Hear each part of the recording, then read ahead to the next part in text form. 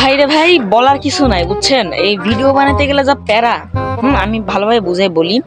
এখন বাজে 5টা এন্ড আমি এই ছাদের উপর উঠছি 2টার দিকে।